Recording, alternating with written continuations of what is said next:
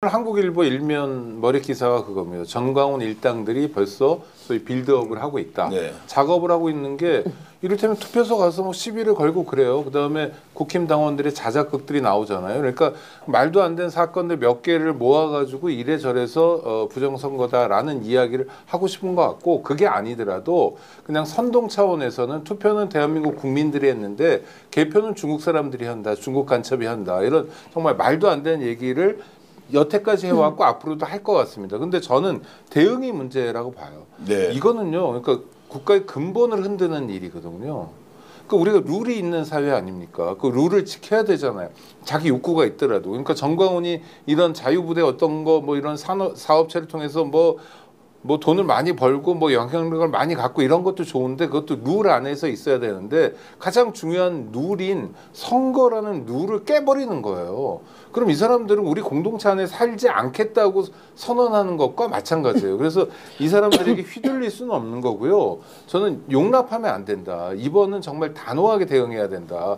그리고 뭐 김 의원님 잘 아시겠지만 하나하나의 행위가 다 범죄를 구성하잖아요. 그렇죠. 지금 정광훈의 자유 뭐 무슨 패거리들이 다니면서 하는 자작극들도 그렇고 그다음에 뭐 의율할 게 한두 가지가 아니에요. 되게 많아요. 그러니까 인권연대는 정부나 기업의 지원을 사양하고 오로지 시민의 참여로만 운영하는 100% 순도의 민간 인권단체입니다. 대한민국 최고의 방송 역전의 용사, 말 그대로 최고의 프로그램 역전의 용사, 오늘 토요일 저녁 순서 생방송으로 시작하겠습니다.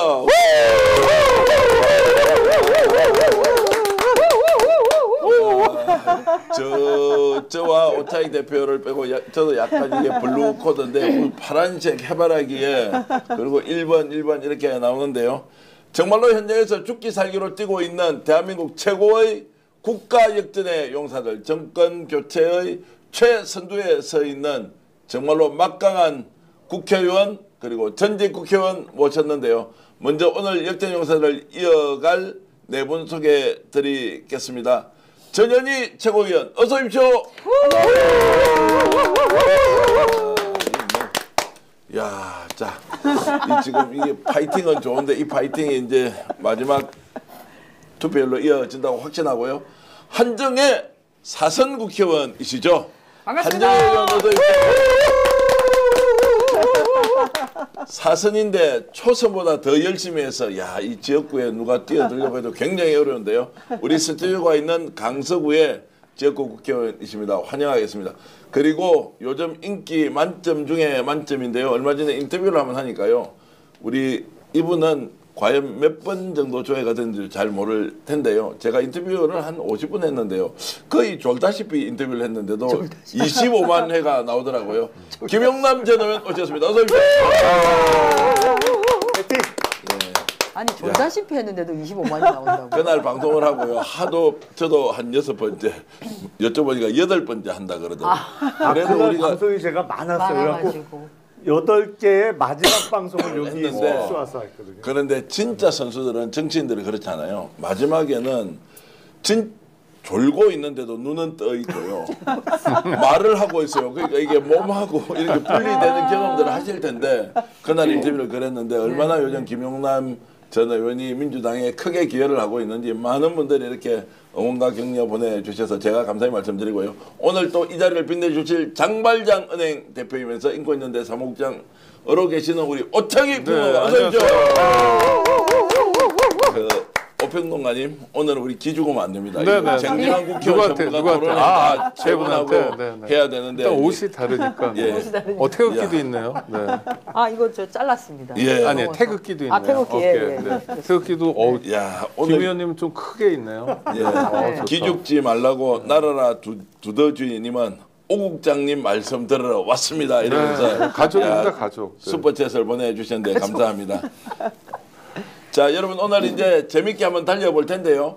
영남에서 대구 경북에서 또 내일은 부산에서 대단한 격전이 벌어질 것 같습니다. 바로 선거 유세인데요. 오늘 갑자기 박근혜 전 대통령이 대구 서문시장에 나타났습니다. 이거 무슨 일입니까? 오창익 대표님 상황 설명 좀 해주십시오. 아니 그러니까 오늘 공개 행보에 나섰잖아요. 대구가 이제 사전 투표율이 가장 낮습니다. 전남하고 비교하면 반토막도 안 되고 이게 전체적으로 대구 사람들은 뭐 사전 투표 별로 안 하고 본 투표 많이 한다라는 해석도 불가능한 게 지난 대선에 비해서도 상당히 많이 줄어들었습니다. 9% 포인트 정도 줄어들었고요. 그러니까 표면적으로는 박근혜 씨가 불쏘시개 역할이라도 한번 해야 되나 보다 뭐 이렇게 생각했던 것 같아요. 서문시장은 유명한 곳이 윤석열이 가도 환영해 주는 곳이었잖아요. 그러니까 가장 안전한 곳, 이를테면 표가 나올 만한 곳에 가는 게 아니라 자기를 지지해 주고 박수 칠 만한 곳에 갔던 것 같아요. 그러니까 대구 경북의 표심은 어떻게 움직일 수 있을지 모르지만 전국적으로는 사실 악재 중에 악재입니다.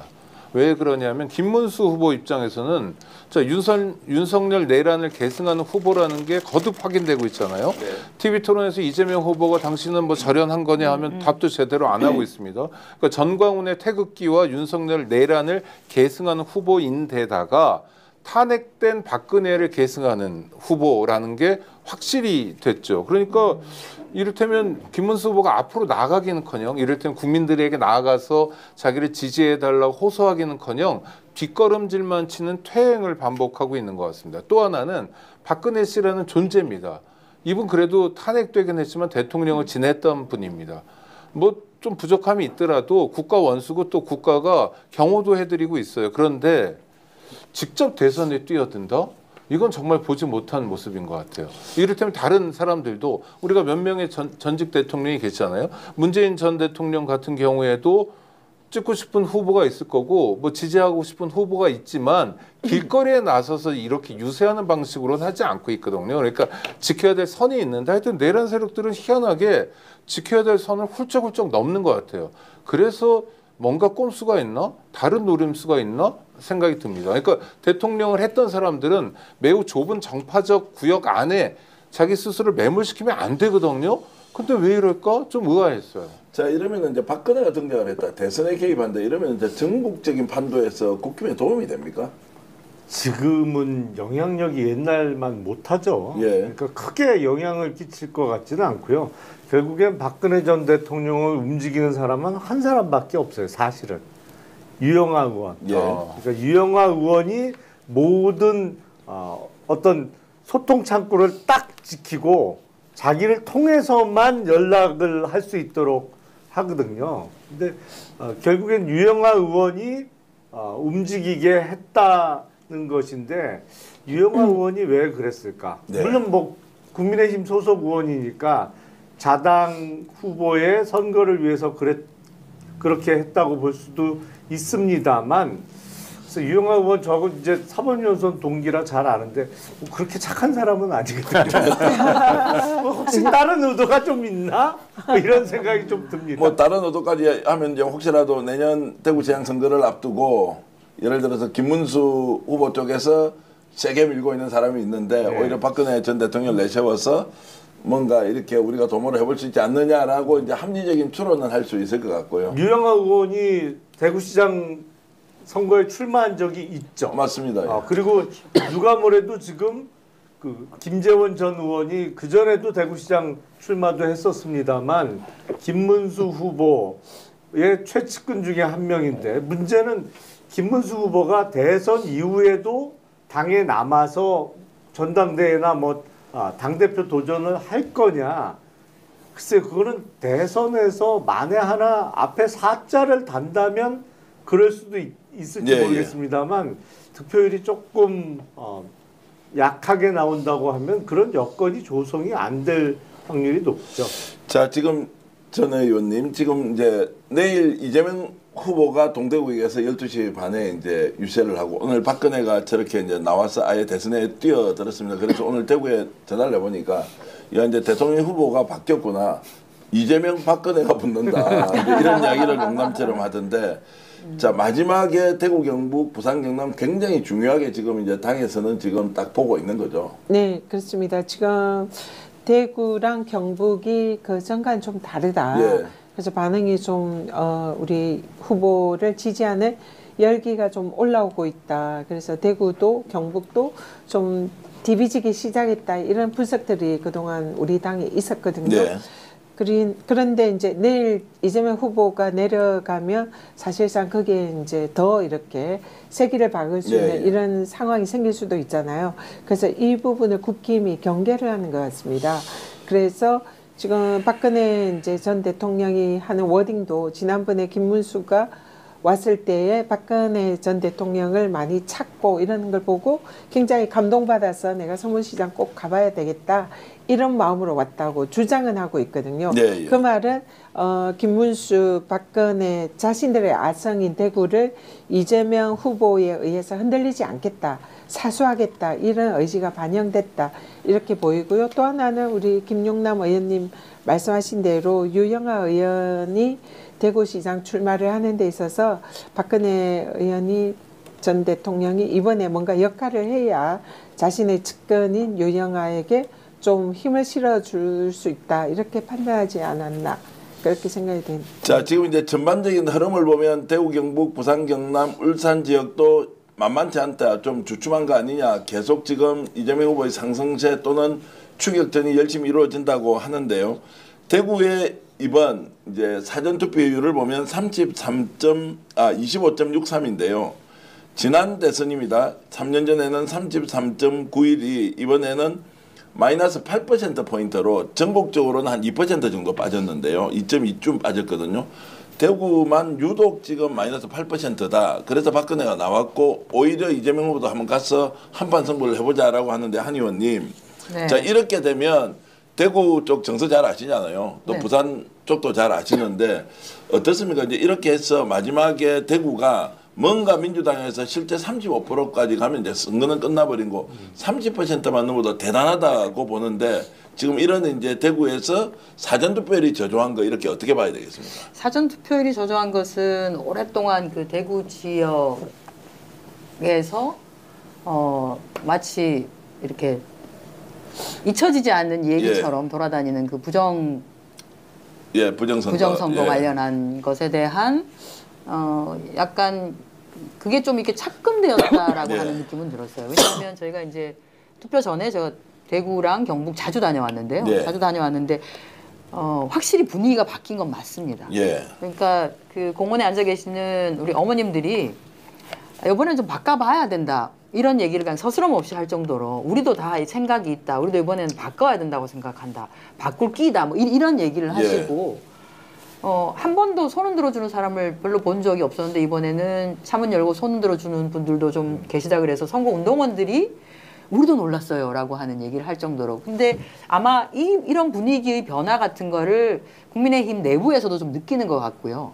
대구와 경북이 무너진다라고 하는 것은 약간은 본진이 좀 깨어진다라고 하는 이게 한 번 깨지고 나면 굉장히 어려운 상황이 생길 수 있다라고 하는 위기감 같은 게 좀 들어가지 않았나. 그래서 그러면 이 위기감이 뭐 들 때 내가 나가서 조금 그거를 침착시킬 수 있으면 조금 가라앉힐 수 있으면 내 덕이 크니까 내가 나중에 무슨 또 얘기를 더 할 수도 있는 거 아닌가라고 하는 우리 김용남 의원님 말씀처럼 특정 의원이 그렇게 역할을 좀 해주십사 요청을 하지 않았나 이런 생각이 듭니다. 근데 대구 분위기가 바뀐 건 맞는데 만약 그 박근혜 씨가 지금 움직여서 어느 정도 영향을 줄 것인가에 대해서는 사실은 조금 퀘스천이 있긴 합니다.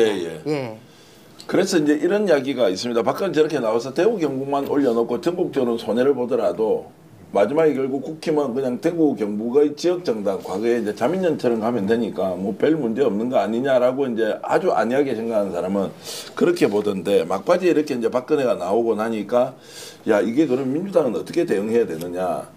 쉽게 이야기하면 대구에 가면 박정희에 대해서 지금 누굽니까 권오로 의원이 나서서 직접 유경수 여사 이야기, 박정희 대통령 이야기, 그리고 실제로 이재명 후보도 박정희 대통령의 공에 대해서는 인정하고 박정희면 김대중이면 어떠냐 이렇게 했지 않습니까? 이게 이제 물타기 효과가 있을 때 민주당은 어떻게 대응할 거냐, 그럼 이게 약간 애매해지지 않습니까? 어떻게 보십니까? 지금 이제 이재명 후보가 이번 선거에서는 경청과 통합 두 가지를 지금 이제 가장 핵심으로 하고 있는데요.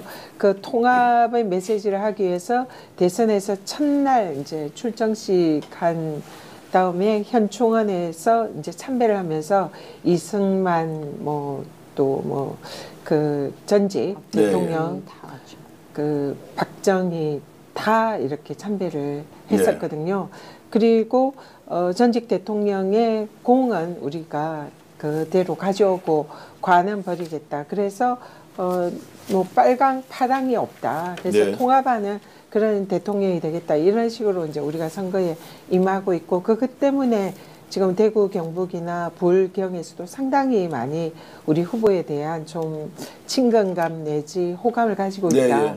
그래서 그런 부분에 있어서 사실 이제 내일 대구에 우리 후보가 가는 것이 그들 본진에 이제 이렇게 진입을 하는 그런 효과다 이렇게 보는데요. 그걸 이제 박근혜 전 대통령이 일종의 위기감을 느끼고 국민의힘 쪽에서 아마 설득을 했을 거다 생각합니다. 예, 예. 그리고 맥을 끊는 그런 이제 행위가 아닌가. 그래서 내일 이재명 후보가 오더라도 거기에 대해서 좀 대구에 자기 그 국힘의 지지층이 흔들리지 마라 이런 메시지를 주는 거다 이렇게 생각을 하는데요.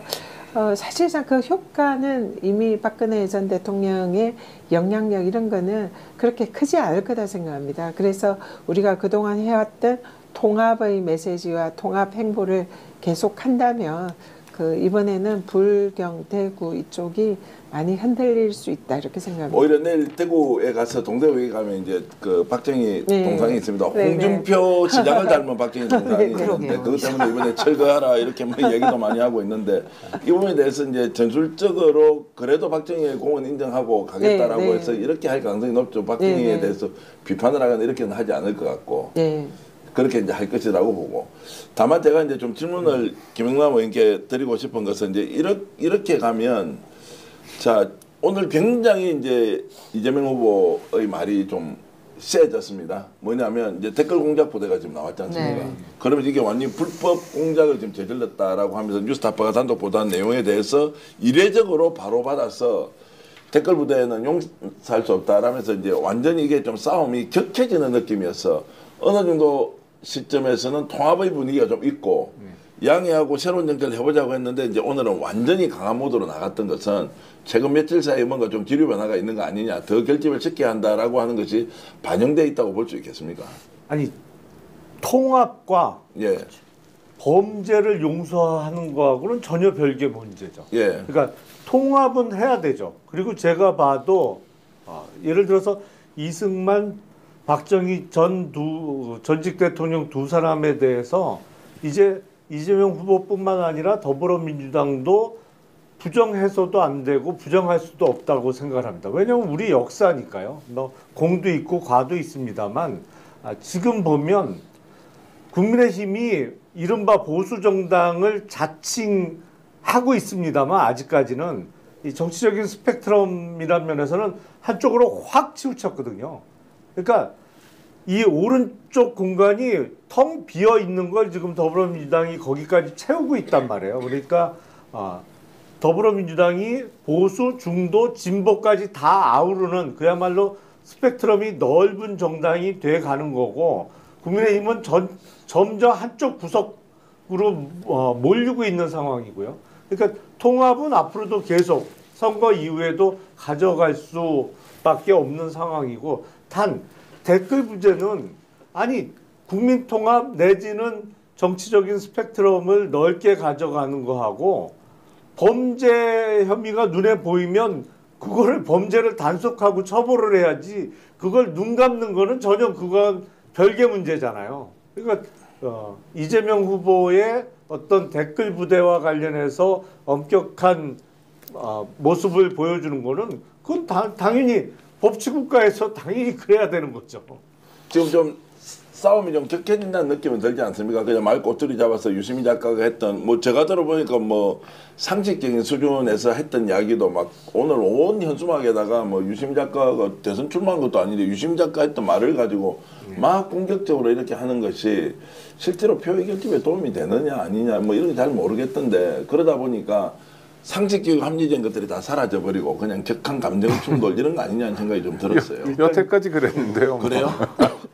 아니 새삼스러운 게 아니잖아요. 그러니까 국힘이 TV 토론 세 차례 보면서 정상적인 대화가 안 됐잖아요. 그러니까 국가 경영의 비전을 공유한다든지 또는 구체적인 쟁점을 가지고 토론하는 게 아니라 기승전 이재명 모욕하기, 욕하기, 뭐 핀잔 주기, 뭐 트집 잡기였잖아요. 그게 일관되게 가는 거죠. 그러니까 대선을 어떻게 치러야 될지에 대한 정리도 안 돼 있는 정당이어서 그냥 유시민 작가는 뭐 부적절한 발언한 거 누가 모릅니까? 잘못 얘기한 거예요. 근데 유시민이 이준석도 아니고 이재명도 아니잖아요. 뭐 당원도 아니라면서요. 그러니까 뭐 저랑 똑같은 지위 아닙니까? 이를테면 그냥 좀 유명한 사람의 발언을 가지고 가깝다 또는 같이 있었다, 예전에 당을 같이 했다 이런 거 가지고 트집 잡아서 공격을 하는 거잖아요. 저는 그게 국민의힘이 일관되게 보여주는 거라고 보이고, 민주당이 지금 대응하고 있는 건 아까 김용남 의원님 말씀하신 것처럼 아니 구체적인 범죄에 대해서, 특히 우리가 국정원 댓글 조작 때문에 얼마나 힘들었습니까?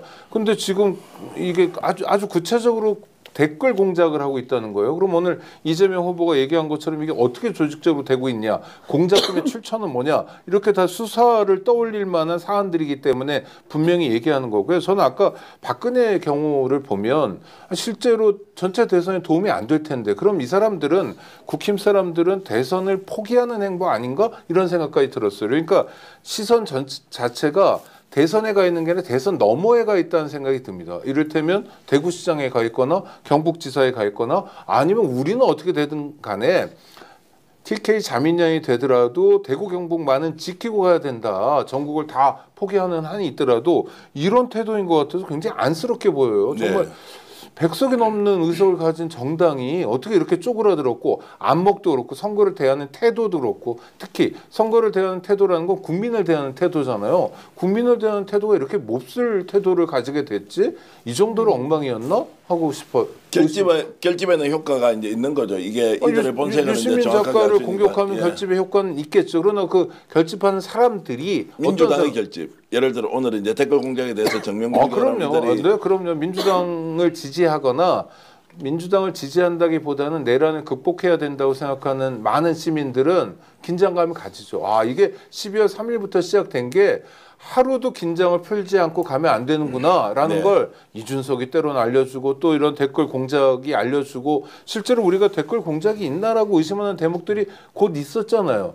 이렇게 왜 우리가 실제로 만난 세계와 달리 댓글 세계에서는 국힘이나 윤석열을 지지하는 사람들이 많을까라는 것에 일단은 확인하게 된 거니까, 저는 역사의 책임을 지려는 시민들, 그다음 내란을 극복하려는 시민들은 굉장히 긴장할 것 같습니다. 예, 3년 전 기억을 좀 한번 더듬어 봐주십시오. 그때 지금 대선 사흘 앞두고요. 그러면 내일 일요일, 월요일 앞두고 이제 화요일 대선 마지막 투표일이지 않습니까?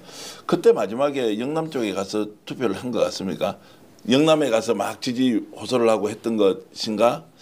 제 기억으로는 그렇지 않아요. 그렇진 않습니다. 왜냐하면 그 당시 네, 워낙 접전 그렇지 상황이어서 않습니다. 수도권에서 네네. 마지막에 네. 표를 얻어야 한다. 네. 서울에 마지막 집중 유지한다. 이런 기억이 있고, 그날 정말로 목에 피가 나올 정도로 선거운동을 해서 0.73까지 이렇게 이제 갔지 않습니까? 그 이번 선거는 우리가 잘 기억을 못할 수 있지만 왜 영남에서 사흘 전에 이재명 후보가 저렇게 내려가서 내일은 대구, 그다음에 뭐 울산 그리고 부산까지 이렇게 쭉 정해서 가느냐. 그럼 이걸 좀 나쁘게 이야기한다. 다 이겨서 그렇나? 아니면 아니 그러니까 그 말을 조심하라고 하지만 실제로 이제 판세가, 그럼 약간 다르게 질문을 드리면 지금 여론조사 결과 비공표 상태지만 조금 보고 받으시죠? 좀 듣고 있지 않습니까? 자, 비공표 상태이지만 비공표 상태지만 그래서 제가 그냥 평론가로서 이야기하면 크게 변화가 없다 지금. 뭐 이게 판세를 뒤집거나 이제 이런 게 없다고 했을 경우에, 자, 모든 사람이 투표일이다라고 얘기하지만 영남에 집중하는 것은 집중할 만한 이유가 있다라고 이제 우리가 이제 판단을 해보면, 결국은 이제 국민통합이라고 하는 화두가 문영배 전 헌재 소장 대행도 그런 얘기를 했던데, 자기 대통령이 가장 중요하게 먼저 해야 될 것이 국민통합의 과제가 있다라고 하는데, 국민통합이라고 하는 과제를 앞에 둔다고 하면 지역적으로 편차를 가지고 누군가를 지지하고 지지하지 않는 사람을 어떻게 하면 끌어안느냐의 문제에 있어서는 결국은 선거 전에 해당되는 지역에도 얼마만큼의 정성을 들이느냐도 플러스가 될 것 같습니다. 최대한 할 수 있을 만큼을 한다. 그래서 마음을 모으도록 노력을 하자라고 하는 부분이 어느 정도는 저는 가 있다고 보고요. 그리고 또 하나는 처음에도 뭐 말씀드렸습니다만 어쨌든 대구 경북 또는 TK 뭐 전체로 봤을 때 흔들리고 계시는 분들이 있는 건 사실이거든요. 원래 늘 끌어다녔던 자석이 있는 곳으로 갈 것이냐, 그게 아니라 진짜 내라는 아닌데 진짜 김문수는 아닌데 이렇게 해서 다른 선택을 할 것이냐를 가지고 이럴까 저럴까 하시는 분들이 여전히 존재하는 건 맞고요. 그분에게 다시 한번 손을 내민다. 그런 분들에게 우리 함께 앞으로 가십시다라고 하는 차원에서 대구 경북 또는 부산 경남에 치중한다. 이렇게 봐주시면 될 것 제가 같습니다. 보기엔 두 가지 의미가 있을 것 같아요. 첫 번째는 주요 전선이 좀 바뀐 거죠. 네. 그러니까 지난 대선 때는 수도권이 정말 치열한 그 전투 공방이 이루어지는 전선이었다면 지금 전선이 좀 밑으로 많이 내려가 있는 거예요. 그러니까 영남 지역이 치열해진 것이죠. 그리고 또 하나 의미는 호남을 비롯해서 사전투표율이 대부분 높은 지역 말고 지금 영남이 사전투표율이 가장 낮아요. 네. 그 얘기는 뭐냐면 앞으로 투표할 유권자가 제일 많은 곳이 예, 예. 영남이에요. 왜냐하면 아무래도 사전투표율이 다른 지역보다 많이 낮았기 때문에 본투표만 놓고 본다면 다른 지역보다 6월 3일 투표할 유권자가 가장 많이 남은 지역이거든요. 표가 있는데 가야죠, 당연히. 네. 참 굉장히 이제 아주 정말 명석한 해석인데 제가 그래 보기에는 의원님 결국 이제 국민통합 행보를 마지막까지 하고 마지막까지 부산, 울산, 경남, 대구, 경북에 가서 이제 국민을 하나로 통합하는 데는 지역 발전 공약 같은 경우도 제가 부산 쪽에 얘기 들어보니까 내일 내려가면요. 네. 신공항과 관련해서 뭔가 이런저런 좀 얽히고 설킨 일을 네. 완벽하게 푸는 이건 여러분들께 단독으로 제가 보도해 드리는 건데요. 엄청 이걸 정교하게 정리해서 바로 부산 시민들의 수건을 바로 떨어주자 이것까지 이제 지금 다 이야기가 됐다고 하더라고요. 네, 부산 공약을 굉장히 준비를 많이 했고요. 지금 이재명 후보의 행보는 우리가 승리를 하더라도 그냥 단지 그 기존의 우리의 우세 지역에서 승리만 하는 것이 아니라 고르게 또 우리가 그동안 좀 또 어려운 지역이었던 뭐 불경이나 영남 지역, TK 지역에서도 의미 있는 득표를 해서 지금 우리 정치나 대한민국이 정말 분열되어 있고 갈등이 심하잖아요. 그래서 새로운 대통령이 되면 정말 통합의 이미지를 가지는 통합 대통령을 하는 게 굉장히 중요한 목적이다. 그렇기 때문에 이번에는 영남이나 이 TK 지역에 더 공을 많이 들이고 있다. 이렇게 생각이 듭니다. 그리고 지금 부산 지역은 사실은 이제 우리가 민주당이 가장 지금 공략하고 있는 지역 중에 하나인데 거기에는 지금 북극 항로 관련해서 이제 기후가 온난화되면서 북극을 통해서 이렇게 뭐 러시아라든지 EU로 가면 훨씬 비용이나 거리가 단축될 수 있기 때문에 그 북극 항로의 중심을 부산으로 하고 그러려면 해수부를 이제 부산으로 옮기고 그리고 이제 말씀하신 가덕도 신공항도 지금 사실상 윤석열 정권에서 거의 유명무실화 됐거든요. 그래서 이거를 전반적으로 새로 완전히 새 출발하는 그런 정도의 가덕도 신공항에 대한 그런 전향적인 공약 이런 걸 제시를 할 예정입니다. 그래서 지금 뭐 대구의 경우에는 기존에 이제 뭐 여러 가지 산업 이런 중심지로 키우겠다 이런 이제 공약을 많이 제시를 했고 그래서 이런 영남 지역에 대한 뭐 조선이라든지 이 방산산업 이런 부분에 대해서 집중적으로 육성하겠다는 이런 야심찬 공약을 많이 내세웠습니다. 그래서 이번에는 우리 영남 지역에 대해서도 민주당 정부가 들어서면 더 큰 발전을 할 수 있겠다 이런 이제 비전을 제시를 하면서 통합의 이미지를 하면서 여기에서 이번에는 한번 좀 표를 이제 얻고 싶어하는 그런 정성을 보이는 거죠. 자, 막바지에 대선 후보가 대구, 경북, 부산, 경남, 울산을 직접 가서 그 지역 발전 공약을 내세운다. 대구는 공약이 뭡니까 하니까 AI, 로봇 그리고 이제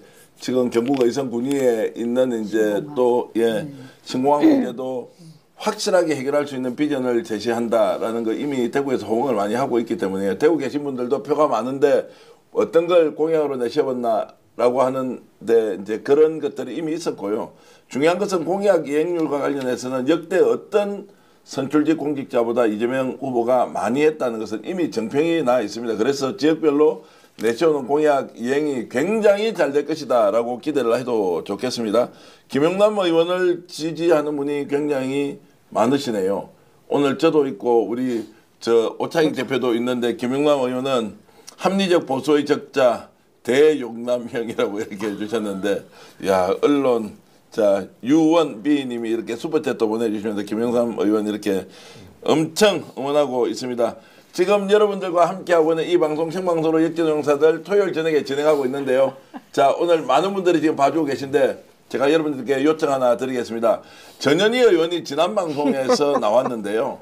그때 제가 구독 좀 꼭 좀 해달라고 부탁을 하니까 그때 뭐 한 2~3천 명 늘었습니까?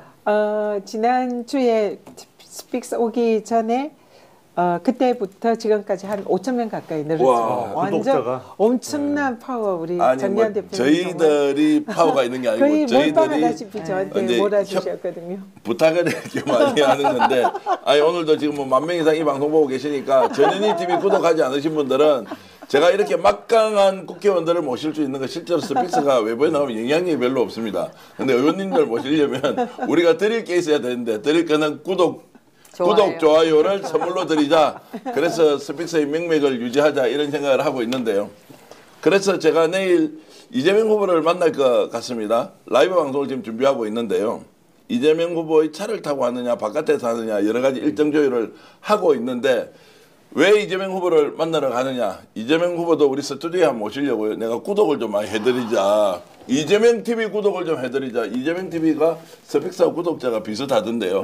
그래서 이제 경상도 말로 어금버금합니다. 어금버금. 그게 뭡니까? 그게 뭐예요? 비슷비슷하다. 이제 이 말씀인데, 내일 이재명 후보 만나면 제가 이재명 TV에 구독을 해주자라고 하는 제가 일종의 조건을 걸고 인터뷰를 한번 해보겠습니다. 아마 듣도 보도 못한 인터뷰를 제가 하려고 준비하고 있는데 아마 그 수행단에서는 굉장히 저 때문에 피곤해하고 있습니다. 제가 이상한 질문을 좀 할 것 같으니까. 그런데 내일 하여튼 생방송 시간 정해지면 이재명 후보가 왜 그 지역에 가서 선거운동을 하고 있는지, 지금 여러 가지 현상 상황에 대해서는 또 어떻게 판단하고 있는지, 무엇보다도 6월 3일이면 그 다음날 바로 대통령 취임식을 하지 않습니까? 제가 여러분들께 말씀을 드릴 수도 없지만 취임식 장소 이런 거 다 알고 계시지 않습니까? 네. 자, 이제 이런 여러 가지 이제 상황의 준비에 대해서 우리 국민들이 어떻게 생각하고 있는지, 제가 오늘도 질문을 어떤 걸 할지 이것저것 좀 여러분들께 여쭤보고 하니까 정말로 좋은 나라 되는 거 맞습니까? 라는 질문이 너무너무 간절하게 오는 거예요. 대통령 되는 거 좋습니다. 우리나라 더 좋은 나라 됩니까? 어떻게 됩니까? 라는 그 질문에 이재명 후보가 어떻게 답변하는지 답변 잘해 주시면 제가 좋아요, 구독 좀 많이 눌러주자라고 사실 제가 주제 파악 못하고 이 말씀 드리는데요. 오바해서 좀 자랑을 하는 것이지만 저희들이 후보가 실제 많이 바빠가지고 연락드리지 않았습니다. 출연 요청도 하지 않았는데 이제 어저께 저녁에 연락이 왔더라고요. 물론 후보가 연락 온 게 아니고 혹시 이제 대구에서 이쪽으로 이제 이동하는 과정에서 스픽스하고 라이브 방송을 좀 할 수 있겠느냐라고 해서 이제 준비를 하고 있는데, 어쨌든 감사한 일이고 무엇보다도 국민 여러분이 듣고 싶은 이야기를 이재명 후보를 통해서 제가 질문을 드리고 함께 공감하면서 마지막에는 진짜 득표율이 아니고 투표율로 우리가 승부를 걸자, 이제 이렇게 제가 생각을 아니 하고. 근데 예. 유튜브 매체가 여러 매체가 있는데 사실 가장 중요한 건 조용필도 맨 마지막에 나오잖아요. 그렇죠. 그러니까 이재명 후보가 가장 마지막에 출연하는 유튜브 매체가 아니, 스픽스예요. 우리 다음에도 많이 있을 거예요. 아니 시간이 없어요. 시간이. 예, 왜냐면 많이 당일날은 있었는데. 못 하고요. 시간이 없어서 뜻이 있어서 못 하고요. 그다음에 저 잘 모르는 뭐 매불 뭐 이런 데는 진작 했던 것 같은데요. 아니 엊그제 김어준? 나와가지고 이제 폭발적으로 목요일 날. 인기를 그러니까 끌고 지났잖아요. 목요일 날 그건 앞에 했어요. 한 거고 오픈 게임, 본 게임은 스픽스랑 하겠다는 그림이 다 그려지네 벌써. 오창익 네. 대표님이 이제 방송용 멘트를 저렇게 해야 돼요. 원래 방송하시려면 하는데. 아니 사실이잖아요. 뭐 어찌됐든 제가 물어나 봤으면 누가 이야기를 해서 인터뷰가 이렇게 잡힙니까? 라니까 그 담당자는 모른다 그러더라고요. 저도 요청한 적이 없어서 어쨌든 이렇게 잡혔는데, 이재명 후보와 하여튼 만난다는 이야기는 저희들로서는 하여튼 여러분들을 대신해서 제가 질문을 직접 해보겠다는 이 말씀 드리고요. 제가 스픽스 파워를 실감했잖아요. 여기서 그 구독자가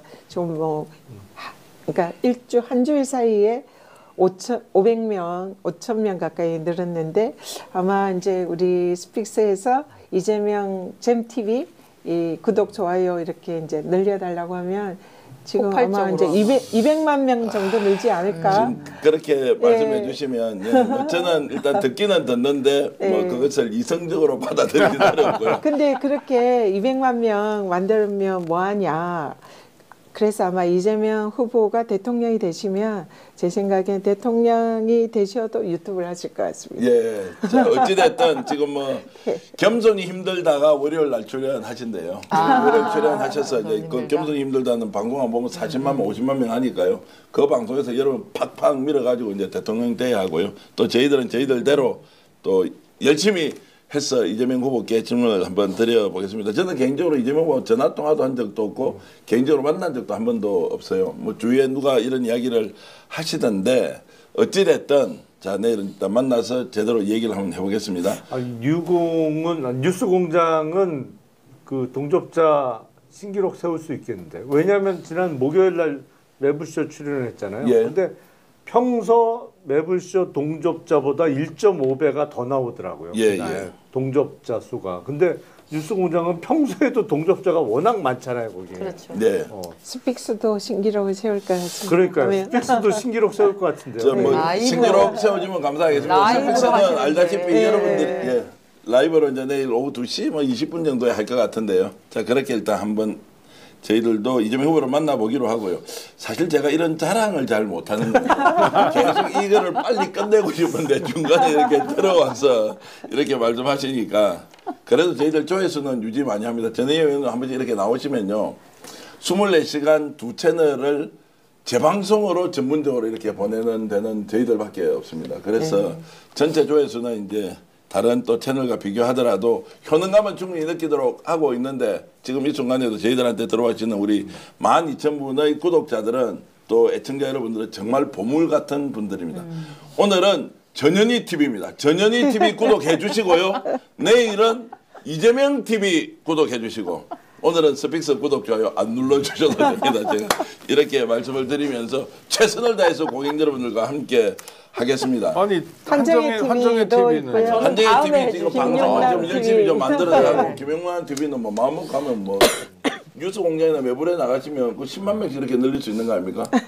아니 그렇게는 못 늘려봤는데 하여튼 먼 훗날에는 용방불패 TV도 한번 홍보를 해주시죠. 알겠습니다. 아 용방불패. 예, 제 유튜브 채널명은 용방불패. 용방불패 괜찮은데요? 저하고 한번 따로 방송 한번 하시고요. 그리고 전현희 의원께서도 따로 방송을 한번 하셔서 제가 이제 모시겠습니다. 우리 지금 한정혜 의원님도 제가 이렇게 모시기로 하고요. 어쨌든 이제 이렇게 해서 이재명 후보가 열심히 달려가고 있을 때 어떤 생각을 하고 있는지 또 국민들에게 어떤 메시지를 전달해야 되는지는 저희들이 이제 이렇게 좀 열심히 노력해서 이제 해보겠습니다. 자, 김문수 후보가 지금 이제 반격에 나섰는데 이 문제 얘기를 좀 해보겠습니다. 자, 대선 불복할 수도 있다. 자, 이런 이야기가 느낌으로 왔어. 지금 일단 부정선거를 굉장히 이제 이렇게 강하게 내세우고 있고 대선 불복을 할 수도 있다라고 하는데 이게 진짜 빌드업이라고 봐야 됩니까? 아니면 그냥 엄포용입니까? 아니 제가 오늘 오후에 광화문 쪽을 지나쳐서 오는데 벌써 빌드업을 하고 있더라고요. 그러니까 광화문 집회에 모인 사람들이 뭐 못 믿겠다 그러면서 최근에 있었던 그 투표 과정에서의 좀 실수가 있었잖아요. 신촌 사전투표소에서 투표용지를 뭐 들고 기표소 밖으로 나왔던 거라든지 아니면 남편의 신분증을 이용해서 뭐 투표를 하려고 했던 거 그런 거를 갖고 일종의 선거 부정 음모론을 더 퍼뜨리면서 이거 인정하기 어렵다는 얘기를 벌써 하기 시작했어요.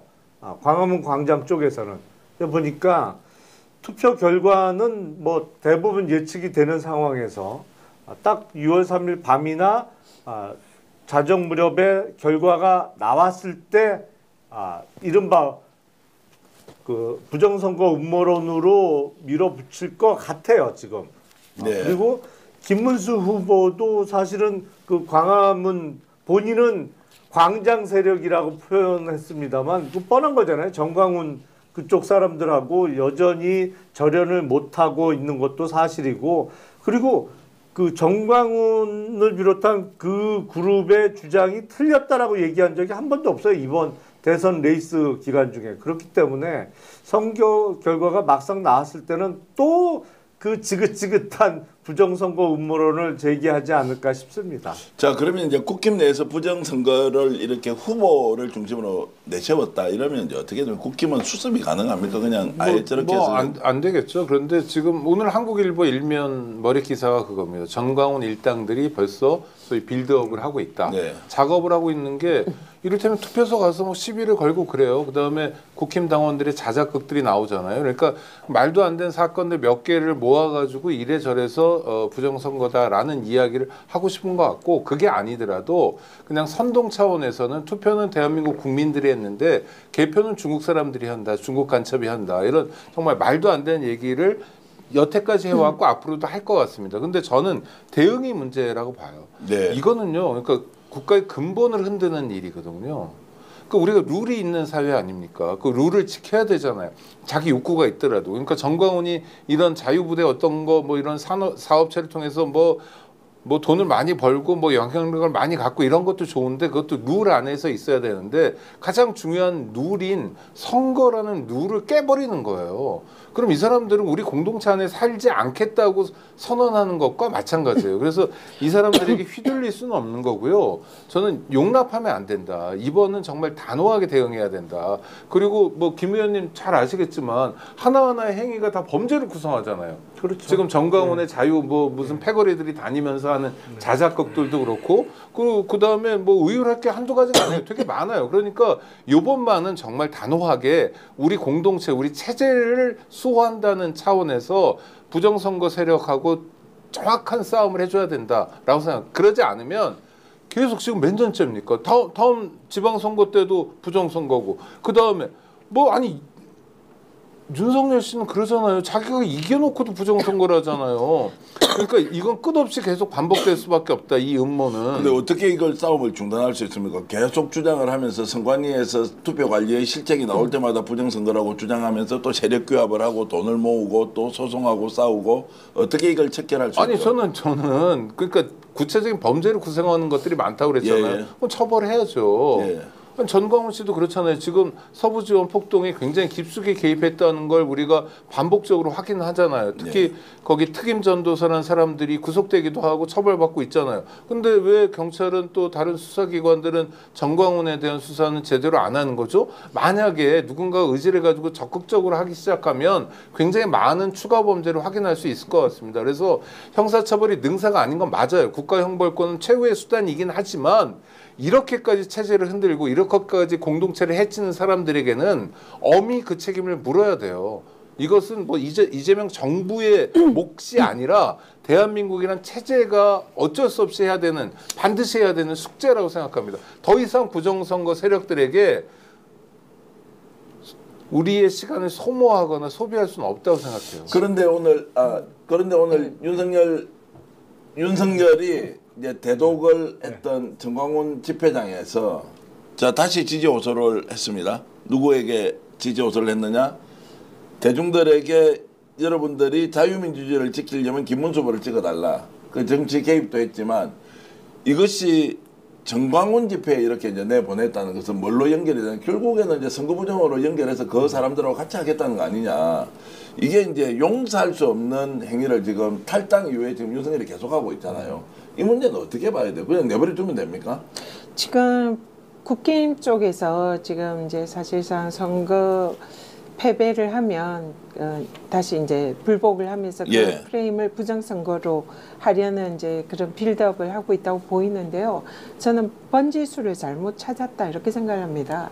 부정선거라 하면은 뭐 댓글 공작으로 여론을 조작한다든지 찬성표를 뭐 반대표로 만들거나 그 멀쩡한 찬성표를 무효표로 만들거나 이런 개표 과정에 있어서 그런 의도적인 조작 이런 게 부정선거일 텐데요. 그런 것은 지금 대한민국에서 도저히 일어나기 힘든 일이고 오히려 댓글 조작 이런 거는 지금 현재 국힘 쪽의 세력들이 하고 있는 그런 걸로 보이고요.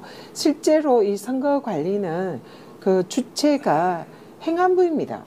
지금 우리가 주민센터에 가서 선거를 할 때 그때 그 관리를 하는 행정적인 절차는 행안부 소속 그런 공무원들이 한다고 보이잖아요. 그러면은 저도 이번에 이제 뭐 신분증 가지고 이 선거를 했지만 그 신분증을 다 검사를 확실하게 합니다. 근데 남편 신분증으로 대리 투표를 했다 이러면 이 책임은 행안부에 있는 겁니다. 그리고 주민센터 직원의 잘못된 이런 뭐 선거 관리의 문제점. 근데 이걸 이제 지금 선관위를 악마화하면서 선관위가 부정선거의 온산이다 이렇게 주장하는데 오히려 이런 선거 관리에 지금 현재 문제되는 이런 사안들은 대부분 행안부에 속해 있는 그런 절차다. 그렇기 때문에 지금 행안부는 윤석열 정권이 임명한 지금 윤석열 정권이 지금 그 관리를 하고 있기 때문에 그걸 가지고 민주당 쪽이 부정선거를 하고 있다. 이 말은 어불상설이다 이렇게 생각하고요. 그래서 이걸 가지고 지금 계속적으로 저들이 부정선거 프레임을 가지고 하는 것은 억지 주장이다. 그래서 우리가 이 부분은 분명히 이 선거 절차에 관해서는 현재 이 윤석열 정권의 관리에서 하고 있는 거고 만약에 부정선거가 일어난다면 그건 윤석열 정권의 책임이다. 그래서 민주당은 지금 아직 정권도 잡지 않았는데 이게 우리가 네. 부정선거를 할 여지가 없잖아요. 그래서 이걸 정말 우리가 정확히 이 부분은 지적을 해야 된다 생각합니다. 제가 오늘도 중앙선관위 공무원, 고위직 공무원 한 사람하고 통화해보니까 뭐 펄쩍펄쩍 뛰긴 하더라고요. 그 펄쩍펄쩍 뛴다는 것은 이게 부정선거가 아니고 선거 관리의 실책을 부정선거로 몰아가면서 사과를 하는데도 여기에서 계속 부정선거라고 이제 몰아세우니까 어떻게 이걸 설득해야 되느냐. 자기들은 확인하는 거 공개하는 거 외에는 없다. 지금 바로 고발을 하는 것이고 그리고 이번에 자기가 이재명 후보한테 표 찍어서 다른 통에 넣었던 사람이 있지 않습니까? 봉투에. 그 사람이 누구겠냐고요. 누구겠냐고요. 그 사람이. 그렇게 넣었으면 부정선거를 획득하는 것처럼. 가능성이 있죠. 그렇죠. 네. 그리고 거기 지금 강남에서 도장 찍었다는 그 사람 오늘 이제 구속영장 신청을 했더라고요. 신랑 그 주민등록 가지고 하고 보니까 한 번 더 했다. 이제 이것도 그럼 그 사람이 누군데요? 근데 이거 다 거두절미하고 민주당 또는 뭐 중국인 뭐 이렇게 이제 몰고 가니까 정말로 펄쩍펄쩍 뛰겠다라고 하던데 어쨌든 김문수가 그래서 선관위의 부실 뭐 투표 관리 책임져라 이런 식으로 얘기를 하고 선관위를 공격을 하고 있거든요. 근데 지금 얘기되는 이런 절차상의 문제는 선관위 관할이 아니라 행안부와 주민센터 이런 쪽에 부실 관리의 책임이고 또 그걸 의도적으로 자작극을 하는 그 사람들의 책임이지 이거는 그들이 말하는 부정선거하고는 전혀 다른 문제다. 이런 부정선거의 대한민국 쌍두마차라고 하면 전광훈과 황교안 아니겠습니까? 근데 황교안 씨는 이번에 대통령 후보로 나왔어요. 본인이 부정선거론자인데 그 부정선거로 이루어질 것이다라고 생각되는 선거에 대통령 후보로 나왔어요. 논리적 모순이죠. 논리적 모순이죠. 네. 그리고 이제 전광훈 씨로 보면 이게 그냥 어찌 보면 현금을 끌어당기는 하나의 수단화되어 있는 상황이고 하기 때문에 만약에 저는 이번 선거가 끝이 나고 난 뒤에 김문수 후보를 비롯한 국민의힘이 여기에 같이 휩싸여서 같이 그 논리적 모순에 빠져서 이렇게 한다. 그러면 저는 국민의힘은 진짜 이제 문을 닫는 상황이 발생할 거다. 예. 구제불능으로 간다. 그래서 저는 참 국민의힘 의원들이 막 본인들을 지지해주고 있는 일부 사람들이 거기에 빠져 있는 분들이 있어서 아예 애써 말은 안 하고 있지만 절대 선거가 끝이 나고 난 뒤에 그 늪에 빠지려고 하지는 않을 거다. 왜냐하면 그렇게 되면 정말 회색불능이라고 하는 것들을 대부분은 아마 아실 거라고 생각합니다. 그래서 이제 저희들이 단도직입적으로 여쭤볼게요. 그럼 노태학 중앙선거관리위원장 누가 임명했습니까? 임명자가 누구냐고요? 윤석열이잖아요. 김용빈 사무총장 그거 누가 임명했어요? 그거 동기 아니에요? 친구죠. 친구고 동기고 그런데 왜 민주당은 계속 선거와 관련돼서 저쪽에서 민주당이 문제 있는 것처럼 이야기를 하느냐? 그 민주당이 지금 집권을 했습니까? 정권을 3년 운영을 한 것도 아닌데 저렇게 철면비처럼 이야기하는데도 왜 저게 먹힌다고 생각을 하느냐 이 사람들은. 안 먹히고 일부에게 그냥 돈을 좀 버는 돈벌이 수단인 거예요. 논리 구조가 아니에요. 그러니까 상식적으로 대우가 안 돼요. 그러면은 먹히지도 않는데 저렇게 계속 떠든다. 그렇죠. 일부 극단적인 세력에게 먹히는 거예요. 그것만 하더라도 짭짤하다는 거예요. 근데 저는 그 사람들이 무슨 통장을 팔건 보험 상품을 팔건 다 좋은데 자기들은 짭짤해서 좋을지 모르지만 공동체 근간을 허물잖아요. 이게 우리 공동체도 중요하고 우리만 살 게 아니라 자손들에게 물려주고 한참 살아가야 되는 겁니다. 근데 가장 중요한 룰이 선거잖아요. 네. 선거가 아니고 어떻게 우리가 정당성을 확보해요? 네. 아니면 핏줄로 합니까? 왕조시대처럼. 그 근간을 해치고 있기 때문에 이건 정말로 헌법 부정 세력이고 체제 부정 세력이어서 단호한 대응이 필요하다는 거예요. 논리의 영역이 아니에요, 그 사람. 자, 단호한 대응이라면 그러면 선거 결과에 그것이 반영될 것이라고 보는 것이죠. 당연히 반영되고 국민들은 당연히 반영하실 거고 선거 끝난 다음에도 부정선거 타령하는 사람들에 대해서는 정말 체제 수호의 차원에서 수사를 해야 된다는 거죠. 자, 그러면 이제 반영이 된다면 지난번 여기 강서구청장 보궐선거가 한 2년 됐습니까? 예, 2023년 2023년 10월 11월 뭐 네네. 이랬지 않습니까? 그때 막 초박빙이다. 뭐 5%다, 10% 이내다 이렇게 했거든요. 그때 17%가 넘었습니다. 맞습니다. 그때 지금 그 개혁신당 요즘 극혐주의자인 그 이준석은 자기가 맞췄다고 했을 때가 엄청난 표 차이가 났단 말이에요. 표 차이가 난다 안 난다 이런 것들을 매우 그냥 이성적으로 제가 그냥 딱 질문을 드리면 그 당시에 선거 투표 한참 윤석열이 나서가지고 뭐 특정 후보를 밀어준다고 할 때 네네네. 그 분위기하고 지금 현재 분위기하고 솔직히 강서구에 이제 지역구 두고 있으니까 어떻습니까? 그때의 분위기는 초박빙이다. 근데 17% 이상 차이가 났어요. 지금 현재 분위기 비슷합니까? 아니면 그때보다 좀 못합니까? 아니면 그때보다 더 좀 벌어질 것 같습니까? 그때 초박빙이라고 얘기를 했었는데 실제 현장에서 다녔던 저희들의 느낌은 초박빙은 아니었어요. 그렇죠. 네. 그러니까 언론에서 왜냐하면 수줍게 엄지척을 해주시거나 예. 이렇게 해주시는 분들이 굉장히 많았거든요. 네. 그래서 초박빙 아닌데 초박빙 아니고 그때도 굉장히 많이 분노에 있었었거든요. 네. 아니 김태우 때문에 보궐선거가 벌어지는데 다시 김태우가 나와요. 이건 뭐지? 이제 이런 분위기였기 때문에 그러니까 강서구민들이 그때는 우리를 무시하나? 뭐 이것까지 있어서 화 엄청 내시더라고요. 네. 차 세우시고 저한테 막 저한테 화를 내시죠. 윤석열한테 화를 못 내시니까 예, 예. 저한테 화를 내시고 하는 분이 있을 정도로. 그래서 박빙은 절대 아니었습니다. 자, 근데 지금 네. 그 박빙이 아닌 현장 분위기하고 지금 지금도 요새 분위기하고 어떻습니까? 지금은 제가 보니까 양쪽 진영이 굉장히 표를 많이 내십니다. 예. 양쪽 진영이. 우리를 지지하신 분들도 표를 많이 내시고 우리를 싫어하시는 분들도 표를 좀 내시고 예. 하는데 이제 사전투표가 끝이 났지 않습니까? 사전투표가 끝이 나니까 더 확실하게 표를 좀 내시는 편이 있어요. 예, 예. 근데 이게 제가 느끼는 거는 선거가 2023년 보궐선거 때보다 지난해 선거 때 더 표를 내시더라고요. 예, 예. 근데 올해는 지난해보다 더 표를 내세요. 그러니까 사전투표 이전부터 아예 표를 내시는 분들이 있었고요. 예. 사전투표 끝나고 나니까 이제 본인들이 이미 찍은 경험이 있어서 이제는 내시고요. 그래서 그냥 이 표만 가지고 표시를 하는 것만 가지고 박빙이다 아니다라고 얘기하기는 쉽지 않을 것 같습니다. 야, 근데 진짜 네. 사선 국회의원 하시고 정치인 다 되셨네. 평론가 물어보면 뭐 더 좋습니다, 더 안 좋습니다, 모르겠습니다 이래야 되는데 계속 대답해서 마지막에 답을 안 하고 뭐 어떻게 되지? 전에보다 열기가 고조되어서 더 이렇게 격차가 벌어질 것이다, 아니다. 그 지금은 당 신경선이와 얘기는 지금 민주당이 아니고요. 스픽스에서 얘기하는 것이니 어떠냐. 제가 이제 최근에 들었던 이야기 하나 해드리면 어떤지 네. 좀 이따 답변해 주셔도 됩니다. 이 정도 상황이면 대충 알지 않느냐. 오히려 노골적으로 이야기를 하는 것이 최종 결과에 더 도움이 된다는 선거 전문가도 있어요. 여론조사 전문가가. 겁난다, 아직도 모릅니다라고 하면 상대를 결집시킬 가능성이 더 높다는 거예요. 지금 상대는 완전히 무너져 있는데 다 알고 있으면서 이야기 안 하는 거예요. 김용남 의원께 이번에 이쪽으로 오셨으니까 제가 여쭤볼게요. 자, 윤석열이 거국단 세력과 손을 잡아요. 정강훈하고 손을 잡고 김문수가 대선 불복을 할 수 있어요. 이게 딱 눈에 보였어요. 그러면 대선 결과가 어떻게 됩니까? 표가 저쪽으로 간다고요? 박근혜 갑자기 튀어나왔어요. 대구에 좀 모은다?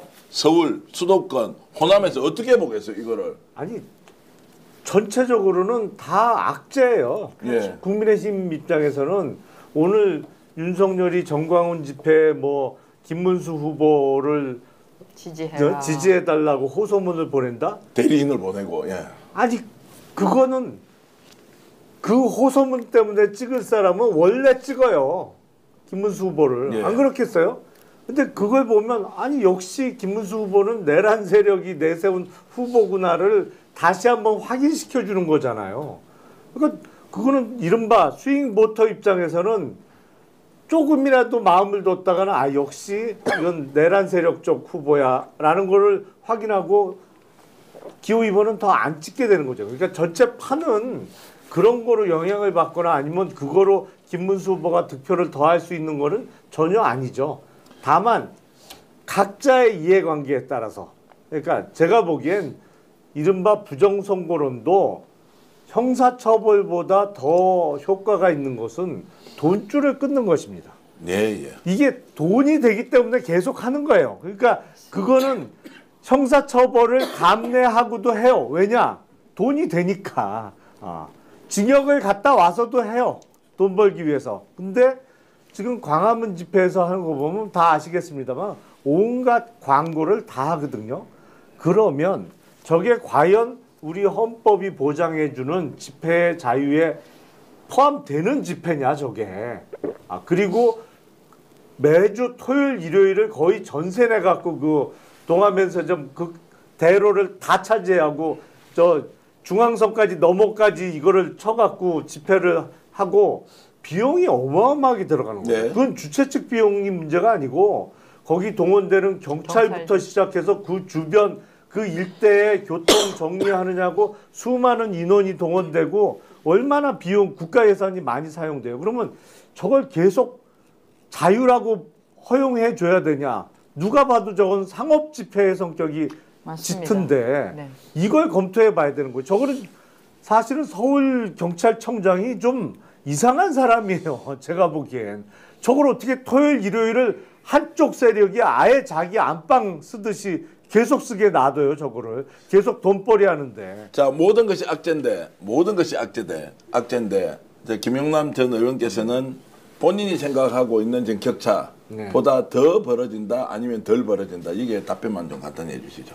모든 것이 국힘의 악재다라고 했을 때 6월 3일 날 표를 마지막 찍었습니다. 최종 결과는 생각하시는 것보다 더 격차가 벌어진다 아니면 좁혀진다.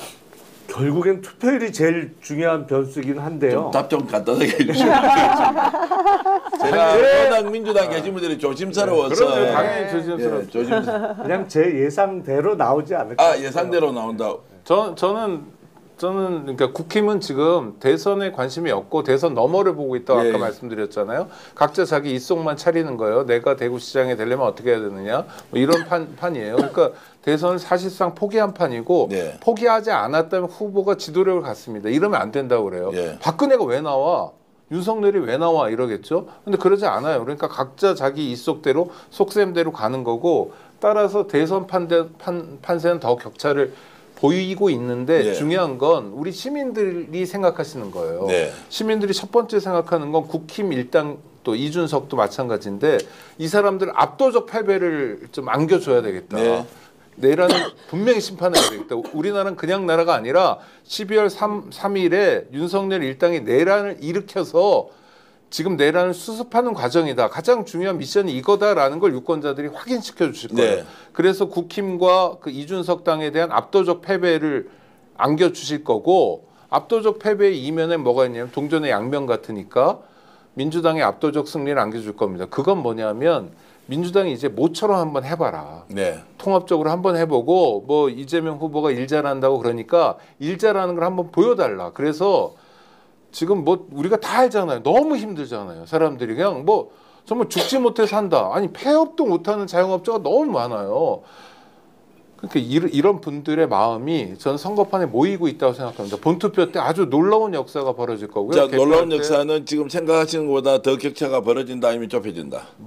벌어지죠. 더 벌어진 지금 현재 생각하시는 것보다 좀 벌어진다. 지금 제 생각이 어떤지 아시나요? 아니 그래서 제가 격차를 뭐 초박빙으로 보든 약간 뭐 이렇게 격차가 생겨 있는 걸로 많이 생겨 있는 더 많이 생겨 있는 이 기준 안에서 지금 우리가 이 전망을 좀 해보자고 하는 것은 그러니까 내란 극복해야 되겠다는 시민들은 어떤 생각이냐면 마지막까지 긴장의 끈을 놓지 말고 마지막까지 한 표라도 더 모아와야 되고 마지막까지 한 표라도 더 안 줘야 된다, 심판해야 된다라는 게 굉장히 강하세요. 그래서 정말 12월 3일부터 지금 6개월째 아주 높은 수준의 긴장도를 유지하면서 나날이 살고 계시거든요. 경탄할 만한 상황이에요. 제가 아까 어떤 모임을 했는데 낮에 우리 회원들이에요. 그래서 얘기하다가 유시민 씨는 좀 부적절한 것 같으면 지나가는 시민이 선거 며칠 남았는데 저런 얘기하고 있어 이러더라고요. 그래서 아 이분들은 뭘까? 제가 오늘 대구에 한번 통화를 했는데 저는 오늘 5표 확보했어요. 어떤 표냐? 평소민주당 찍던 분이 아니에요. 국힘을 찍을 때도 있고 투표를 안 하는 분인데요. 대화를 했는데 뭐 도저히 용서가 안 된대요. 윤석열. 근데 민주당을 찍는다고 생각도 안 했대요. 그러면 그대로 있으면 혹시라도 비슷해지면 끝장나는데 무조건 벌려야 된다라고 하니까 그냥 가족끼리 부인 아들 그리고 뭐 노모까지 5표가 되겠다라고 하면서 이것은 내가 반드시 지키겠습니다라고 제가 통화를 했고 아마 그분이 이 방송을 보고 계실 거예요. 그래서 제가 이제 말씀드리는 것은 비슷비슷하다고 하지 말고 확실하게 내가 가지고 있는 생각보다 더 많이 이렇게 이제 격차를 내야 한다는 이런 생각을 행동으로 옮길 때는 저는 좀 더 적극적으로 개인한테는 얘기해도 된다. 너무 막 이렇게 조심조심 이렇게 할 것 있느냐. 그리고 결과는 기적이 일어날 수도 있다는 생각이 드는데 그것은 절대로 제가 건방지게 말씀드리는 것이 아니라 마지막에 힘을 더 내려면 압도적 승리라는 것은 결과로 나와야 하는데 특히나 어제 사전투표율이 기대만큼 되지 않았지 않습니까? 물론 기대 이상이라고 이제 하는 분도 있지만 그런 걸로 봤을 때 마지막까지 어쨌든 저는 제 주장하면서 할 테니까 여러분 주장하십시오. 요즘 말 잘못하면 욕을 하도 많이 하니까요. 제가 이준석 한때 괜찮은 정치인이었다 이 말 했다가요 댓글로 한 300개쯤 올라가고요. 언제 그 사람이 괜찮은 정치인이었냐. 우리가 지금 오래전? 선거운동을 할 때는 예. 그렇게 얘기를 합니다. 이번 선거는 매우 중차대한 선거다. 내란 세력과 헌정수호 세력의 한판 승부다. 그래서 결코 질 수가 없고 그리고 압도적인 승리를 해야 한다. 그래서 그냥 보통 승리가 아니라 압도적인 표 차이로 승리하게 도와달라. 이렇게 호소를 하거든요. 그래서 목표는 압도적인 승리 맞습니다. 그리고 또 그 승리가 우리의 우세 지역에서만의 승리가 아니라 부울경이나 TK 이런 우리의 열세 지역에서도 정말 고른 지지를 받아서 통합적인 그런 대통령으로 만들어 보자. 이게 사실 우리 모두 내재된 대부분의 국민들의 마음인 것 같아요. 네. 그래서 좀 생각보다 더 많은 득표를 할 가능성도 있다라고 분명히 생각은 들고요. 우리 지역의 경우에 이제 지난 대선에서 저희는 한 10% 정도 차이로 졌습니다. 예, 예. 그래서 굉장히 그 큰 차이로 졌는데 이번에는 그래서 그걸 좀 만회해서 좀 이길 수 있을까? 그러면 10%더 올라와야 되잖아요. 그러니까 저는 거기에 이제 제 공약은 10% 해서 이기고 그게 플러스 5% 정도 더해서 이기겠다라고 이제 공약을 걸었는데 이게 과연 가능할까 이런 생각이 들잖아요. 작년 총선에 몇 % 차이로 총선은 제가 한 5%로 이겼습니다. 근데 대선이 대선에서는 우리 지역이 대선이 원래 좀 안 나온다고 예. 하더라고요. 그래서 지난 총선에 비해서 그럼 지금 느낌이 어떠냐? 지난 총선 때는 사실은 이렇게 해주는 분들이 별로 없었어요. 그래서 네. 그때 좀 걱정했거든요. 여기서 내가 이길 수 있을까? 예. 물론 제가 간 지 얼마 안 돼서 그런 것도 있었지만 근데 이번에는 한장혜 의원님 말씀대로 표현을 엄청 많이 열심히 해주세요. 합니다. 그냥 이렇게 하고 이번에 꼭 돼야 돼. 그리고 내가 10표 모았어. 이번에 정말 압도적으로 이겨야 돼. 나 정말 울었어. 너무 불안해서 그냥 매일매일 내란 때 그때 12월 3일 이후에 계속 6개월간 울었어. 뭐 이렇게 절박하게 말하는 분들이 정말 많으세요. 그래서 정말 국민들이 이 나라를 어떻게 좀 구해야 되겠다. 그래서 준비하고 있다. 이런 느낌이 많이 아, 받아요. 그런데 대구 그리고- 경북 다니면서 예. 거기 이제 어르신들 만나서 들은 얘기인데요. 자식 얘기를 듣는다고 하시더라고요. 예. 그 전에는 딸이 전화 와서 하라는데 그 말 안 들었는데 이번에는 딸이 전화 와서 뭐라 하는데 이번엔 내가 그 얘기를 들으려고. 근데 제가 이 얘기를 정말 많이 들었어요. 예.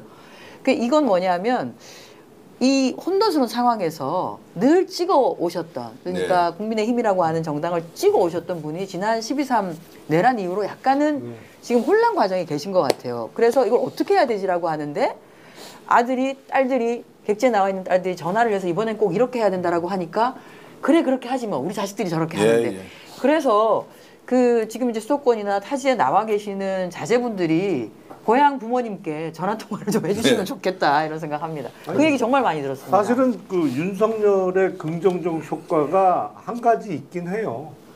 일부 국민을 제외하고는 대동단결시켰잖아요. 아니 저 19대 때 또 얼마나 싸웠어요 우리 사실은 한노위에 김영남 있으면서 같이 의원님도 있었어요. 지금 우리 같은 색깔 입고 있잖아요. 이게 다 윤석열 덕분이에요 사실은. 진짜 국민 통합에 네. 결정적 기여를 한다. 결정적 기여를 많이 하고 한마디만 있어요. 보태면 상징적인 모습입니다. 김영남 의원님 같은 분도 모셔왔는데 압도적으로 못 이기면 창피한 거죠. 제가 발산역에서 한의원 하시는 분하고 되게 가깝게 지내는데요. 일주일에 몇 번 만나는데 이분이 사전투표하고 나서 네. 굉장히 조용하신 분이에요. 네. 그 저를 잠깐 보자고 하면서 하시는 말씀이 자기 태어나서 투표하러 가서 운 거 처음이래요. 울었다는 거예요. 울컥 하더라는 거 막 네네. 그 이 용지를 받는 순간 울컥 해버렸대요. 야, 그런데 이게 실제로 나중에 이제 투표를 했습니다. 자, 여러분들도 지금 사전투표 하신 분도 많으실 테고 본투표 가시는 분 많으실 텐데요. 본투표 가서 투표 용지 한번 받아보시고 제가 장담할게요. 울컥합니다. 울컥하는 거예요. 그 손 떨리고요. 손도 떨려서 두 손으로 하게 되고 맞아요. 도장 찍고 후 불고 한두 번 한 것도 아니에요. 그리고 떨렸어요. 그 이렇게 살짝 찍다 잘못해서 약하게 찍혔다고 다시 찍으시려고 하는데 그렇게 하면 안 됩니다. 두 번 찍으시면 안 됩니다. 그러니까요. 살짝이라도 한 번 찍으신 걸로 그냥 넣으셔야 됩니다. 자, 이런 이야기를 찍으시면 안 됩니다. 김문수 후보 캠프에서 들어보셨습니까? 오늘도 댓글 공작 이 나쁜 사람들이 댓글 공작해가지고 국민들을 아직도 우롱하고 정말로 그렇게 거짓으로 여론을 왜곡하면 이길 수 있다고 착각하는 자들이 집단으로 모여서 그 돈이 누군지 배우가 누군지 반드시 밝혀야 하지만 이 착한 한의사가 울컥하면서 눈물을 흘렸다고 하면서 누구한테도 그 얘기를 할 수 없으니까 저한테 한 거죠. 이런 민심이 아마 울었던 국민이 얼마나 많겠어요. 얼마나. 그런데 이 결과가 그래도 좁혀질 수 있다. 라면 차라리 나라 문을 닫는 게 맞지.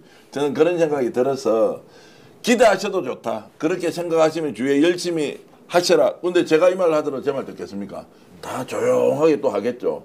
자, 이런 것들이 지금 민심의 본 모습이라는 생각이 들어서 정말로 여러분들이 더 좋은 대한민국을 만들어 주십시오. 그리고 천만다행인 건요. 지금 4선이시죠? 네. 3선이시죠? 전현희 의원은 강남에서 국회의원 했다면 보통 이 똑순이가 아닐 거 아닙니까? 이번 지금 성동 거기도 진짜 어려운 데인데 맞습니다. 어쨌든 또 국회의원 하셨잖아요. 근데 이런 다선 중진 국회의원들이 초선보다 더 열심히 지금 활동하지 않습니까? 이게 국민 주권주의가 당원 주권주의가 만들어놓은 기적 아닙니까? 그 이재명이 만들어 놓은 겁니다. 그래서 죽는 이재명을 국민이 살려놓은 거 아니에요.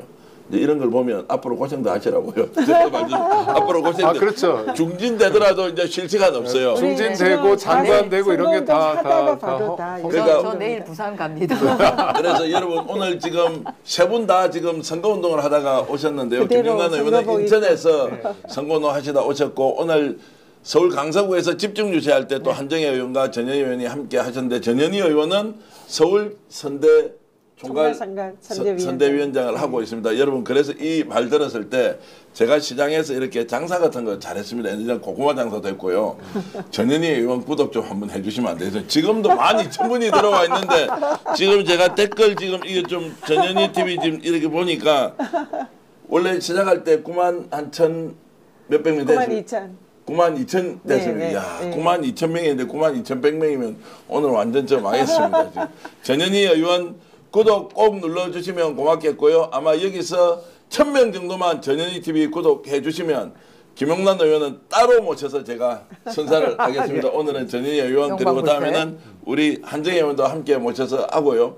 정말로 대한민국을 걱정해 주신 국민 여러분, 시청자 여러분, 국내에 계신 애청자 여러분께 오늘 저희들이 국민을 위해서 박수를 한번 쳐주면 돼요. 왜냐하면 국민이 이재명 후보를 살려주셨으니까요. 저희들이 국민을 위해서 박수를 일단 우선 한번 쳐드리겠습니다.